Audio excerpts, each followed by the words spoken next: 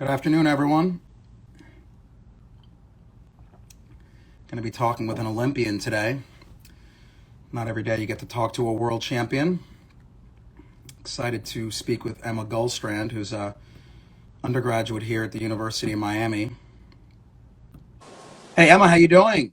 Hi, I'm doing good. How are you? Listen, thank you so much for joining us. I'm very excited to speak with you, and again, thanks for making the time. Well, thank you for having me. Awesome. So, listen, just while everyone's logging on, I'm going to do a brief introduction. As I said earlier, we have the pleasure of speaking with Emma Gullstrand. She's an internationally recognized diving champion. She is from Sweden originally, and she is currently an undergraduate student at the University of Miami. She has competed in the World Aquatics Champions, as well as the European Diving Championships. Her biggest honor, of course, which is what we're going to be focusing on today, is being selected to represent Sweden in the 2021 Tokyo Olympics this past summer. She competes in the 10-meter platform, the 1-meter springboard, 3-meter springboard, jump event, synchronized diving at 3 meters, and team events. So here to motivate us and tell us what inspires her and about her journey through the Olympics. So again, thank you so much, Emma, for joining us. It's really an honor to speak with you. Thank you for having me. Awesome. So we'll just start with some background. Tell us a little bit about when did you first start diving and what got you into the sport originally? I started diving when I was around 8 years old, and I think the short story is that swimming was too boring for me. So when you get to learn how to swim in Sweden, you also get to jump off the platform, and I thought it was so much more fun to jump off them than actually swimming back and forth. So I stuck with that. My parents put me in diving, and then I've been stuck with that. Fantastic. When did it transition from a fun hobby to being like, wow, I could be one of the best in the world? I mean, I think when you start diving, you always have like the goal in the back of your head. Even when you're like a little kid, it's like I want to go as far as I can. And when I was like around 13, I got to represent Sweden for the first time in Nordic Championships. And I think after like that day, that dream actually became bigger, and I actually trying to shoot for that. Great to hear. And tell us a little bit about when that clicked, right? When you realized that there was more than just a hobby. Tell us about how hard you had to train. What were your daily regimens when you were 13, 14, 15 years old? When I was around that age, I just started doing morning practices. So I could do 2 hours a day, or I can do 4 hours a day. And then when I got older, I got morning practices every day because of school. So I had 4 hours a day with strength sessions every other day. So I did a lot, but everything increased with age.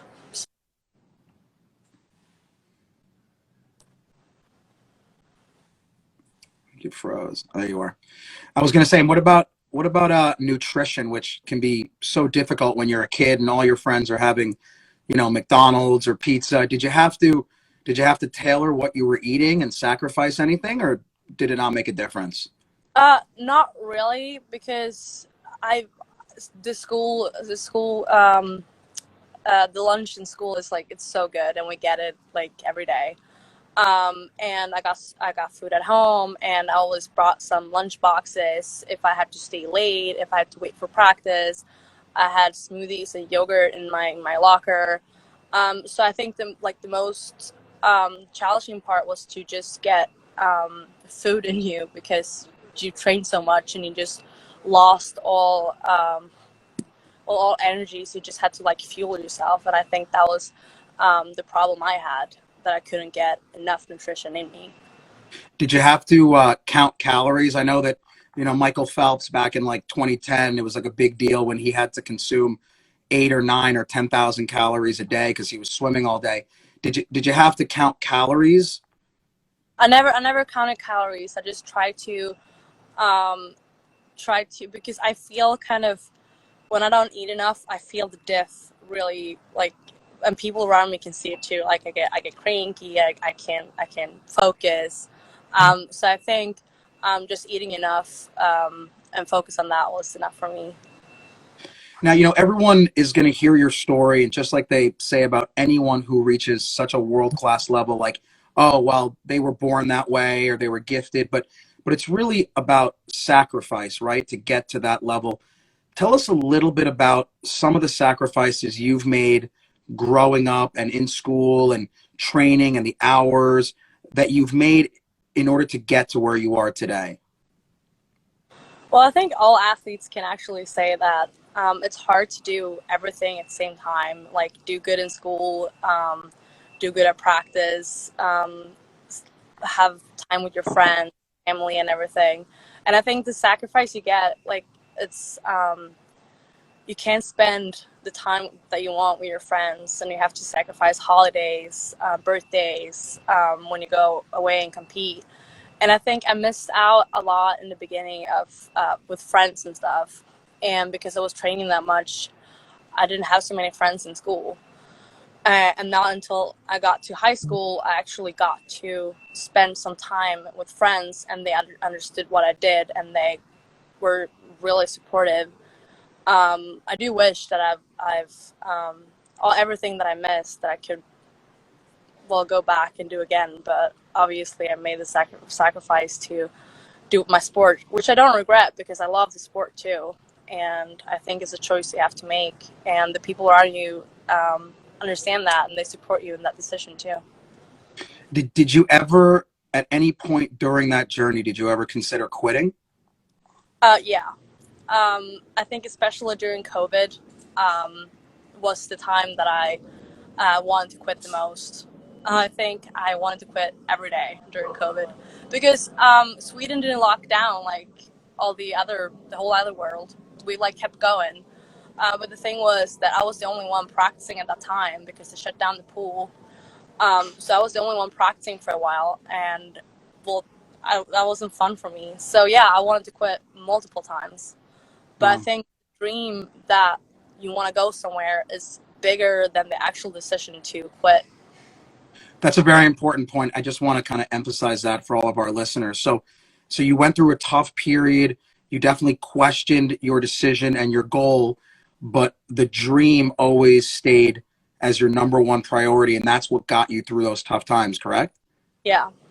Yeah, that's such a great life lesson because, obviously no matter what you end up doing, whether it's an Olympic diver or business or law or, any type of work or anything in life, you're going to go through tough situations. And that's very admirable how you stayed focused and how you got through that. How did you pick Miami? How did you pick the university? What were your options? Obviously, it's a great place and we're obviously proud to have you here, but what, what went through your mind and how did you pick this place? That actually a funny story. So my coach back home is from the States, and he's been taking me around. I've been to Indiana, I've been to Texas, I've been looking around. I've never been to Miami before, but I knew a couple of people on the team. Never spoken to them, but I knew who they were, and I knew the coaches, and I just had this feeling that I wanted to be part of a great team, and I wanted to be part of like a family, and it looked like they really had it here. So I sent an email to our head coach, Randy Abelman, and in a couple of weeks, he sent me an email back. It's like, we have a scholarship for you. Let's get this process going. And this was in the end of COVID, so I didn't even know that I was whole like issue if I was going to get here in time and everything. But I made it, so I'm here. Wow. How was that transition coming from Sweden over to Miami? Well, obviously warmer here. Yeah. Uh, Humidity is not something that I was never experienced before. And all the people here is very welcoming. So it was a great transition. I really love it, and I think it's one of the best decisions I've done in my entire life. That's great to hear. How are your teammates and your coaches and everything? Oh, they're amazing. I could not ask for any better. Wow. Well, that's so wonderful to hear. Do you get to go back home often, or does your family come over? I've only been here for not even a year yet, so I'm going home for Christmas, and then hopefully they get a chance to come over here and see what my life is. Super cool. Well, let's talk about kind of what the most important, goal so far that you've accomplished. What was it like when you were selected to to compete in the 2021 Tokyo Olympics. How did you find out, and what was your initial reaction? So it was kind of weird first because first I had to qualify a spot for my country, and then I had to wait for the Swedish Olympic Committee to actually say that you're allowed to go. So it was a couple of weeks with like just waiting because I knew I got the spot after a couple of weeks, and then I had to wait more weeks to hear if they just selected me to go or not. So when I heard I got the spot, it was just waiting and just like, okay, am I gonna go? Am I not gonna go? And then you try to focus on the positive. So you kind of already set in your mind that you're gonna go. And then when they tell you that you're gonna go, you're like, oh, okay, we're fine, kind of thing. Oh, okay. So it's not like winning like the Nobel Prize where someone calls you and wow, you're going and it's a lifelong dream. It's just they tell you and then it's kind of pending and then finalized. Yeah. Yeah. So I got a Well, phone call from our head coach back home, and I was like, okay, I can relax, kind of thing. so tell us that feeling, of accomplishment when again you've trained all your life, you've made all these sacrifices that you just told us. You went through time periods where you wanted to quit, but you stayed focused, and then you get selected to be in the Olympics. I mean, try to as best you can. What does that feel like? That terms of accomplishment? Um, well, it's a high, it's a very high, and then when you actually get to go, it's just like you have so many expectations, and you've been thinking about this your whole life, and to actually be able to go is it was amazing. It was an amazing experience. Tell us how you prepared in the months leading up to it, not only physically, but also mentally, right? Because again, the pressure builds as the event gets closer and closer and closer. How did you prepare mentally and physically for the Olympics? So I chose to stay here in Miami and train here because this became my home, and it was here that I kind of felt comfortable to be around people. So I chose to stay here in Miami and train for Olympics here when I had all the support. Um, and I think that was the best choice to actually stay here and prepare physically here. Mentally, it was just trying to think positive and not stress over a thing like this because I usually stress over big competitions, and to go to the biggest one was stressful. Um, but when you actually got to go and you've been thinking all these positive things, most of them sticks, but um, it's not that easy. Now, I was going to say, how did you get through school? How did you do any schoolwork? How did you do anything outside of think about the Olympics? So the Olympics was in the summer, so I was done with school over the summer. When we went to World Cup to qualify for the competition, though, they were nice enough to have me do all my final exams over Zoom and like when I was in Tokyo on a different time. So everything that worked out fine. Um, so yeah. Got you. And then kind of moving up to the day of the competition, tell us a little bit about that because obviously 99.99% of the world have no idea what that feels like. The day that you have to wake up and you know that you are competing in the Olympics and everything you've worked for, this is kind of what it's all about. Tell us a little bit about what that day is like. So I woke up and I was kind of nervous from the start, and I was just like in my own bubble, just like focused. We went to really early because there's going to be a lot of people on the same board. So you have three boards to choose from, and you try to get in early and get as much as you can done, but not to get too tired. Get back, eat something, and then get back in before competition starts. And then you walk around, you wait for your turn, and you walk around and you see your friends and you see all these people that you've been competing against since you were 14, 15 years old, and now you're standing here on the big stage and you keep like talking and you keep telling yourself and we keep talking about it, that one dive, the only thing we have to do is one dive and then we're an Olympian. Wow. And just have this conversation with people that you're actually been competing against since you were a little kid. It's just the feeling is unreal. Yeah, and I And want to go back to what you just said about how you kept telling yourself it's just one dive, it's just one dive. Is that how you controlled your emotions and how you stayed in the zone, so to speak? I think, yeah, so I do that mostly at all competition, is just one dive at a time. So you can only focus on the first one you have, and then when that one is done, you have to let it go and go to the next one. Because staying in the same one, you can't really do anything. So you have to take one dive at a time.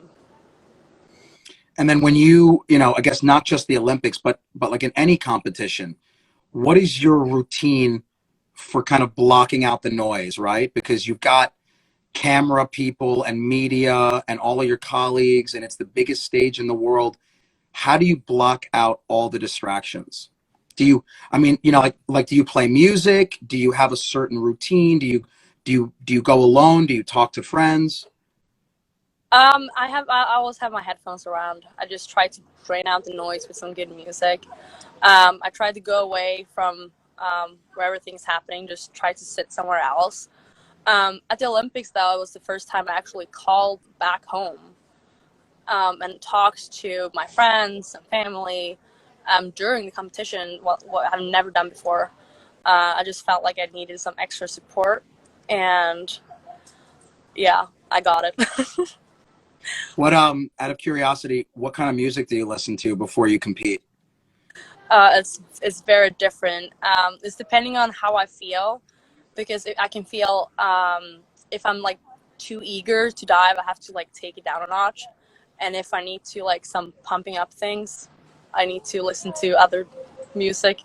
So it can differ a lot. Got you. And what were your thoughts when you went up to do your Olympic dive? What were you telling yourself? Just one dive at a time, right? Is that basically what you were telling yourself? Yeah, the first thought that I was thinking when I got on the board is it's very quiet. It was so quiet. Like usually it is quiet during a competition, but this was something else. It was so quiet that I could literally drop a needle from where I was standing and people could hear it in the stands. Wow. Okay. Um, and then, talking about your mental state, most athletes say that kind of peak performance is at least half mental rather than physical. Having been to the Olympics, do you agree that peak performance is mainly mental? Yeah, I would say so. I think if you're not like 100% there, it's obviously it can go good either way, but I think you have a better chance if you're mentally there. And what kind of advice would you give to people coming up who are competing, not necessarily just in diving, but in any sport, when they want to get mentally fit and mentally focused? Do you have any tips for them? Um, I think I am the wrong person to ask right now. um, because after the Olympics and everything, because it's such a high, and I came back and I kind of fell really hard. So I think I'm on my way up from that. But it's been taking time, and I think everything just takes time. And I think if you keep rushing it, um, it's not gonna go good. So I think the most important thing I have to say is just like relax, and everything takes time. And if you keep working on it, you're gonna get there.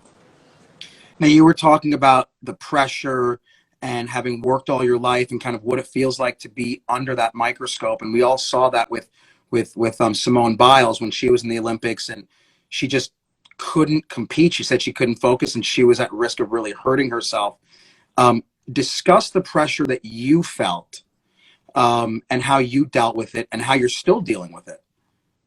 I don't think the pressure was that hard. I think it's just like when you were there, like of course you wanted to do your best and everything.